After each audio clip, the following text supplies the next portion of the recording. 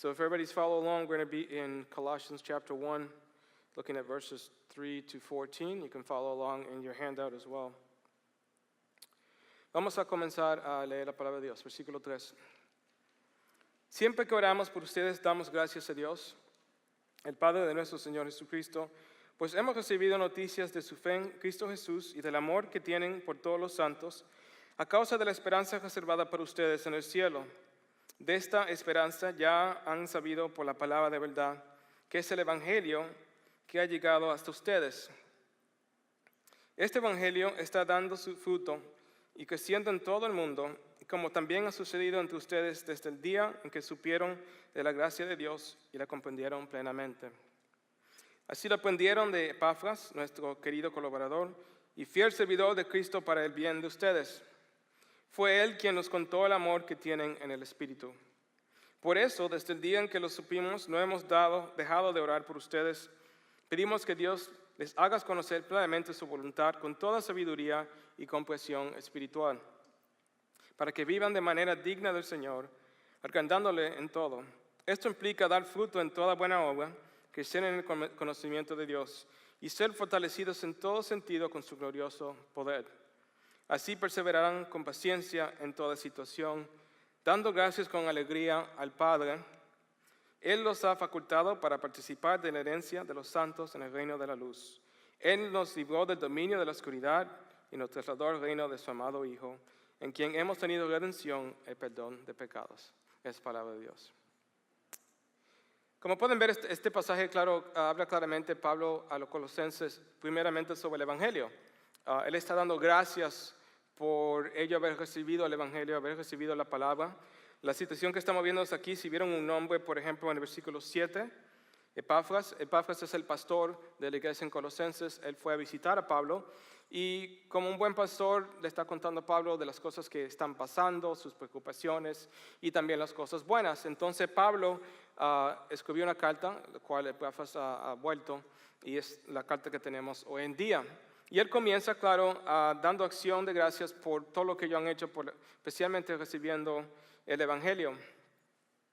El Evangelio, tiene que ver con nosotros reconociendo que somos pecadores, que estamos necesitados de Dios y su redención, y Él nos está cambiando tras su Espíritu Santo para una vida nueva. Pero eso requiere darnos cuenta de que somos pecadores. Y Él dice aquí, que ellos han dejado eso, ellos han dejado su vida vieja y han escogido y han tenido en sus manos el Evangelio. Pero es algo que yo creo que hasta hoy en día podemos hablar de esto, no es algo que nada más pasó hace 2000 años. Yo creo que hasta hoy en día tenemos problemas con esto. Déjenme ponerlo de esta manera. El pecado no es solo cosas malas, pero cosas buenas que hacemos más importante que Dios. So sin isn't just, bad things, but good things we make ultimate over God. Something that we think is good can be so good that we don't need God. So las cosas buenas, las obras buenas que hacemos y pensamos, yo voy a hacer tantas cosas buenas, puede volver en nuestro evangelio, puede volver las cosas que decimos que es más importante que Dios. En otras palabras, en nuestra sociedad, regularmente cuando yo voy a hablar con una persona, esto es lo que me dicen: yo soy buena persona. Yo soy una buena persona. Yo hago cosas buenas, yo trato bien mi familia, mi perro, mis niños, yo no he matado a nadie, yo no he robado. En otras palabras, todo está fijado en lo que he hecho y lo que estoy haciendo, y con eso estoy probando a Dios de que soy una buena persona, que soy religioso. So being a good person is like the center of everything today when we usually talk to people, that everything that we do, it measures up to God, thinking that we're enough. Y lo que vamos a ver en esta serie, como están viendo, es que en un sentido pensamos que somos suficientes, pero el Evangelio dice no somos suficientes. Cristo es suficiente para nosotros y para nuestras necesidades. Porque ser buena persona, no es el centro del Evangelio. Dice aquí que pedimos que, puesto esperanza en Él, en Cristo. Y Él está dando gracias por estos hermanos en Colosenses porque ellos han reconocido esto. Entonces, ¿qué hacemos con esto? Es una batalla que tenemos hoy en día, cada día. Yo creo que hasta plenamente nosotros que somos hasta creyentes tenemos este problemas. Pensamos que si hago esto, voy a agradar a Dios. Y si no hago esto, Dios no va a estar contento conmigo. Pero Dios no está concentrado en mi hacer, Él está concentrado en mi ser. ¿Saben la diferencia? No es en lo que yo hago, mi hacer, sino en mi ser, quien soy como creyente. So the God isn't focused on my doing, He's focused on my being, who I am as a person. I can do all these great things, but it's about who I am.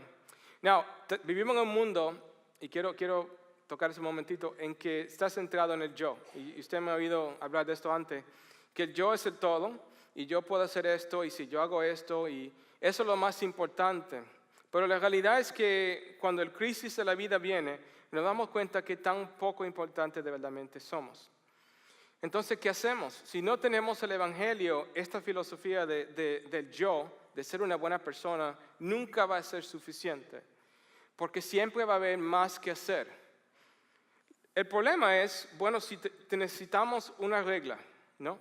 ¿Cómo sabemos si somos suficientes? ¿Cómo sabemos si somos suficiente buena persona? So how do we know we're good enough good person?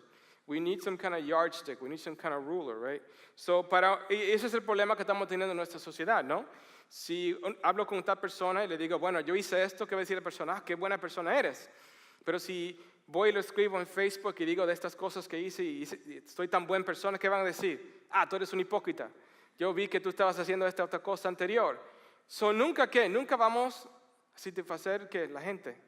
Es cansa, ¿no? Porque si somos suficiente buenos para uno, no va a ser suficiente bueno para otro.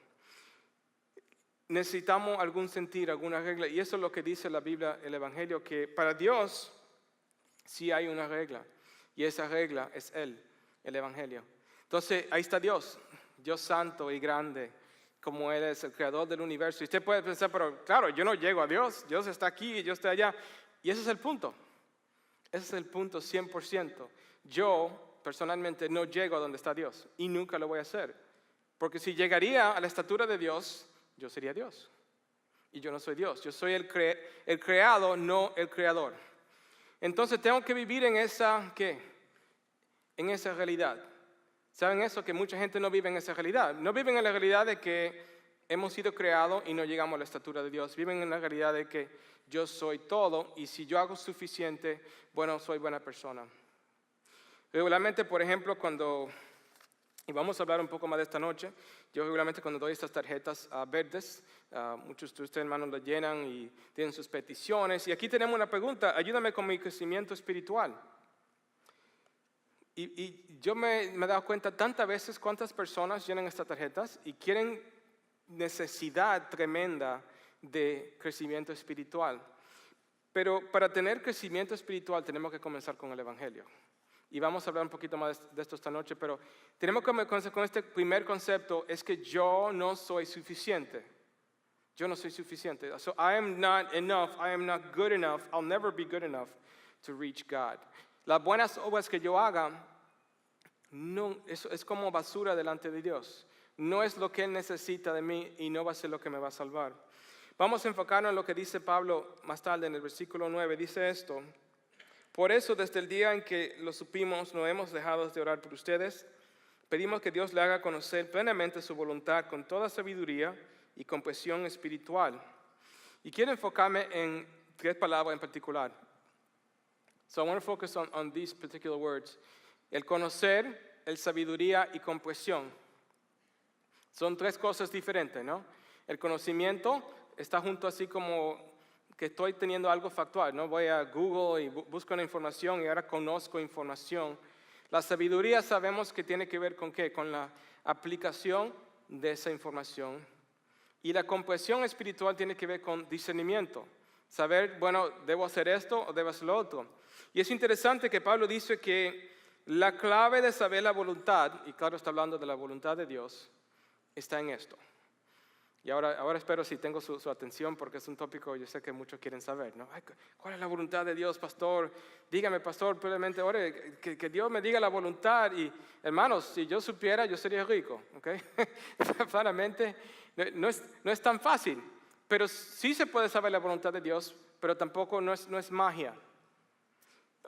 En esta semana, por ejemplo, yo estaba pensando, bueno, es complicado. ¿Por qué es complicado? Bueno, es complicado porque no es un libro de reglas. No es un libro de reglas en que yo hago esto y esto y esto, soy buena persona y ahora sé lo que Dios quiere que yo haga. No es así. ¿Qué es lo que siempre decimos? Que el estar con Jesús es una relación. Y las relaciones, hermanos, son complicadas. Las relaciones toman tiempo. ¿Y toman tiempo de qué? Pasar tiempo con esa persona, conocimiento. Y ya puedo saber y conocer a esa persona, tener una comprensión. Cuando ustedes comenzaron, muchos de ustedes que están casados, comenzaron con su novia, comenzaron a conocerla, pensaban que la conocían, ¿no? Decía, esta persona, wow, estoy enamorado de esta persona, quiero casarme con ella. Y yo sé, yo ahora he hecho algunas bodas y el día de la boda es bonito y están los enamorados ahí y yo pensando, no saben lo que se les espera. Porque lo que siempre dicen el dicho no es que uno está casándose con 90% ¿qué? Imaginación y 10% realidad. Y después del día de que uno se casa, ¿qué pasa? Esos números se cambian. Ahora estoy tratando con 90% de realidad y 10% de imaginación. En otras palabras, nunca me imaginaba que iba a ser tanta realidad. Esta persona digo, wow, ¿a ti te gusta eso? ¿Y por qué hace eso? ¿Y por qué? ¿Cómo va a ser? Comienzan los problemas porque nunca nos imaginamos que las personas que pensamos que conocíamos no la conocemos como pensamos que la conocemos. Para tener ese conocer, como dice aquí, es un conocer profundo, hay que pasar tiempo y saber lo que le gusta a la persona. Si Dios quiere, ustedes, hombres en particular, ya saben la flor favorita de su esposa, el dulce favorito de ella, el tipo de regalo que le gusta, cómo le gusta a ella. Ustedes están diciendo, déjame anotarlo, por favor, pastor. Y esas cosas nuestras esposas quieren saber. Ellas saben que la amamos cuando hacemos ¿qué? La tratamos de una manera en que es que como si la conocemos. Y la conocemos de una manera que nadie más la conoce. Pero ¿cómo llegamos a ese sitio? No llegamos a ese sitio sobre noche. Es un transcurso. Y vamos a hablar de eso un momento. Entonces, estas 3 palabras están relacionadas con eso. El conocer a Dios, primeramente, como dije, comienza con el Evangelio. Y segundamente, comienza con esto. De pasar de un conocer a sabiduría y comprensión. Y yo pienso que para pasar de eso hay que poner en aplicación. Bueno, ¿cómo lo vamos a hacer? Lo vamos a hacer estudiando la palabra de Dios. Hoy en día hay todo tipo de cosas que se pueden hacer para conocer de la palabra. Están en la radio, puede bajar un app en su teléfono, puede coger mensajes de texto. Nosotros aquí tenemos devocionales. Hasta si uno quiere, hasta puede ir a la tienda de dólares, le venden a dólar la Biblia. ¿De otra palabra qué? No hay excusa. No hay ni una excusa. Es increíble. Vivimos en un tiempo en que tenemos un acceso a la palabra como nunca el mundo ha visto. En la mayoría de los tiempos en el mundo era muy difícil hasta tener un libro o poder leer o saber cómo leer. Y después comenzaron a hacer copias de la Biblia y más gente tenía más educación. Pero nunca hemos tenido tanto acceso a la palabra como hoy en día, pero menos aplicación. Es increíble, ¿no? Y usted lo puede ver. El hombre ha creado esta cosa increíble que se llama Google. Me imagino que todos lo conocen. Y en Google tú puedes ir meterte, ¿no? O posible, ¿no? Le dice el niño te dice, papá, ¿cuánto es 300 por día? Míralo y búscalo ahí en Google. ¿Y por qué? Porque el Google se ha vuelto el todo, ¿no? Tiene todas las respuestas. La humanidad ha juntado toda la información. Entonces, ¿por qué no somos más sabios? ¿Por qué todavía hay tanta, por decir otra palabra, estupideces? Porque el conocimiento de información no crea sabiduría. ¿No es así? La información, aunque tengamos toda la información que queremos tener, no crea sabiduría. Lo que crea sabiduría es tomar esa información, comenzar a aplicarla y darse cuenta de qué. Bueno, si la aplico de esta manera, esto pasa. Si la aplico de esta manera, esto pasa. Y tener la comprensión de saber la diferencia, ¿no? Entonces es lo que dice aquí la palabra. Pablo, cuando está hablando a la iglesia, él quiere esto para la iglesia de la misma manera que yo quisiera esto para ustedes. Que ustedes conozcan del Señor y puedan saber su voluntad, pero tienen la manera de hacerlo es que es con sabiduría y comprensión espiritual, que en realidad nada más viene con saber la palabra de Dios. Y eso es importante. No estoy diciendo que viene por pasar tiempo conmigo. o oír un montón de sermones. Hermanos, esta es la clave. Lo más tiempo que usted y yo pasemos en la palabra, más vamos a saber de Dios y vamos a saber de su voluntad. Es la fórmula mágica. Si quieren saber cómo saber la voluntad de Dios, pasen tiempo en la palabra. Y después pídele a Dios que le dé la sabiduría y la comprensión espiritual para saber dónde Él quiere llevarle. ¿Dónde quiere saber? Primeramente comenzamos ¿qué? Sabiendo de que estamos necesitados de Dios, necesitamos de su evangelio, como dice aquí, y que no somos suficientes. Después nos humillamos, comenzamos a leer la palabra y decimos, Señor, ayúdame a entender lo que estoy leyendo. Y abre mi mente a saber qué es lo que está pasando aquí, porque yo no soy suficiente. Dice el versículo 10, dice que para que vivan de manera digna del Señor, agrandándole en todo, esto implica dar fruto en toda buena obra, crecer en el conocimiento de Dios. Esta frase, para que vivan de manera digna, en el griego la frase tiene que ver con caminar. En otras palabras, está diciendo Pablo que tenemos que caminar con Dios. Y posiblemente, yo no sé si usted ha tenido mucho tiempo en la iglesia o si apenas conoció al Señor, ha oído esa frase, ¿no? Nosotros como cristianos tenemos diferentes frases, que es como las frases del club, ¿no? Y uno comienza y dice, el pastor está hablando de caminar con Dios. ¿Qué significa eso? ¿Cómo yo voy a caminar con Dios? Bueno, el caminar tiene que ver con lo que estamos hablando, de que diariamente estamos pasando tiempo con Él en su palabra y en oración, en un sentido de disciplina. Sabemos que el caminar no pasa sobre noche. Entonces yo me recuerdo que cuando nuestro hijo mayor, cuando él era bebé, y él, claro, como me imagino muchos de ustedes que han tenido a sus bebés, ¿qué pasa cuando están comenzando a caminar? Tú no le dices, hijo, camina. No dices eso, ¿no? Tú lo aguantas a él o ella, niño o niña, y lo estás llevando poco a poco. Si posiblemente era un padre como nosotros pusimos almohadas alrededor. ¿Para qué? Para cuando se caiga, ahí había una almohada. ¿Alguien hizo eso? ¿No quieren confesar? Ok, algunos están confesando conmigo, gracias. Porque cuando es tu primer hijo o hija, tú estás nervioso y no quieres que le pasen. Entonces teníamos almohada todo alrededor y decimos, ok, ahora sí. Porque si se cae, sabemos que el bebé está bien. Eso es con el primero, con el segundo no se pone almohada. El segundo dice, no, él sí puede. Enséñale a tu hermano. Ya es diferente con el segundo. Pero, ¿por qué hacemos eso? Porque cuando comenzamos a caminar, es difícil. Sabemos, ¿de qué nos estamos dando cuenta?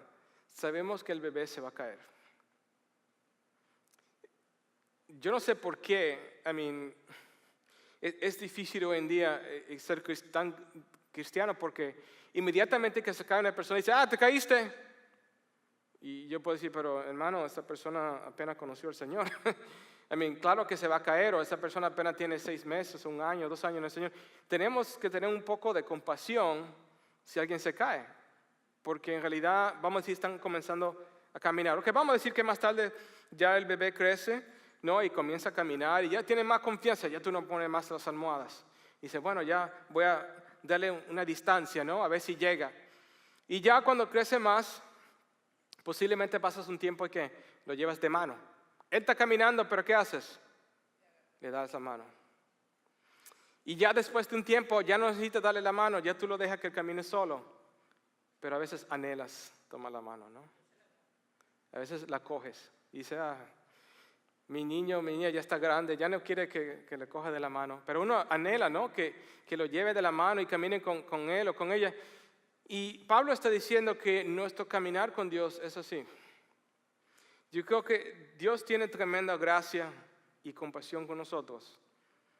No es que Dios, hermanos, no es que Dios va a ver nuestro pecado y va a decir, qué bonito, que pecó. No es eso. Pero la gracia de Dios nos puede ver caer. Y para el creyente dice la palabra que el que se humilla y pide perdón, ahí encuentra compasión, ahí encuentra perdón de pecados. Y nos subimos otra vez de pies y caminamos con Él. En la Biblia vemos la historia increíble de Pedro. Pedro literalmente caminó con Jesús y le falló 100%. Sabemos que le falló 100%. Y Jesús lo sabía, que le iba a fallar. Él caminó con Él. Durmió en el mismo cuarto, comieron juntos, tuvieron chistes, compartieron tremendos tiempos y en el momento más importante le falló. ¿Y qué pasa después de la resurrección? Jesús viene a Pedro y le dice que cuida mis ovejas. Y le dice, sí, pero dice, cuida, si me amas, cuida mis ovejas. Él lo está restaurando otra vez, Él lo está buscando desde abajo. Porque imagínense de la emoción que siente Pedro de ver al Señor, sabiendo lo que le ha hecho. Y Él lo sube otra vez y le dice, camina otra vez conmigo, haz lo que yo te estoy mandando a hacer. El caminar con el Señor no es fácil, en otra palabra, no vamos a caer. No es que debemos caernos, nadie quiere que nadie caiga. La cosa es que si alguien cae, debes subirse otra vez, porque el caminar es importante. Más tarde Pablo dice esto en el versículo 13 y 14, leen conmigo. Él nos libró del dominio de oscuridad y nos trasladó al reino de su amado Hijo, en quien tenemos redención, el perdón de pecados. Esta palabra en el versículo que dice, él nos trasladó, en griego significa híkanos. Esa palabra híkanos significa suficiente. Lo cual, en otra palabra, para decir, es como que si el Señor no ha capacitado. No éramos suficientes y Él nos está capacitando. Él no cambió. Mira lo que dice, Él nos trasladó al reino de su amado Hijo. No fue algo que yo hice. Yo soy un pleno pecador. Pero Él fue suficiente, me hizo suficiente.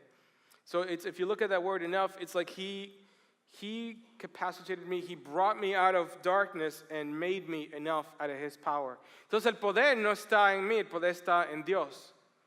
Y eso es importante saber, porque si voy a caminar con Dios y le voy a fallar, me puedo sentir terrible y posiblemente quedarme abajo. Pero Dios es suficiente, hermanos, para subirme y seguir caminando con Él. Y eso es muy importante, muy importante. Porque el poder no está en mí. Eso es increíble. ¿Ven la gracia de Dios? La gracia de Dios es tan suficiente para librarme de mi pecado, cambiarme del dominio de oscuridad a una vida nueva. Y aún ahora que soy un nuevo creyente, si me caigo, es suficiente para ayudarme aún. Él está ayudándome a hacer trabajo. No, el trabajo no está nada más en mí, pero en Él. Yo lo que tengo que hacer es caminar con Él. Saben que estamos en un tiempo ahorita difícil, ¿no? No hay suficiente lluvia, todo está seco. Yo en esta semana anterior estaba viendo mi mata de mango que tenemos en el patio. Y yo me acuerdo hace unas cuantas semanas, esta mata de mango estaba bien verde, bella, y estaba llena de flores, llena de flores. Y yo pensando, wow, este año van a salir muchos mangos. No se preocupe, yo sé que algunos de ustedes quieren algunos de los mangos, yo les traigo. Depende cómo se porten conmigo. Y después, ¿qué pasó? Faltó la lluvia. Y poco a poco las hojas se comenzaron a caer.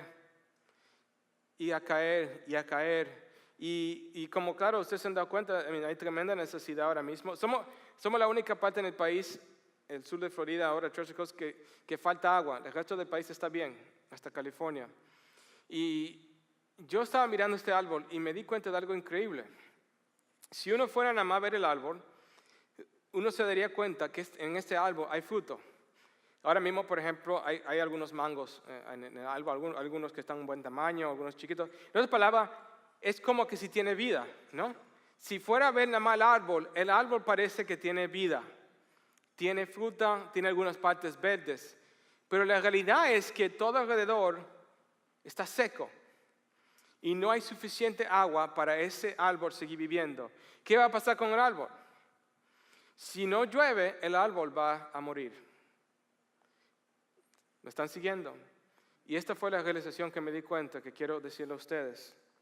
En ese momento me di cuenta de que sin algo pasar a este árbol, sin algo en exterior, algo que no estaba dentro, sin algo de venir de afuera para salvar este árbol y darle agua y darle vida, se iba a morir.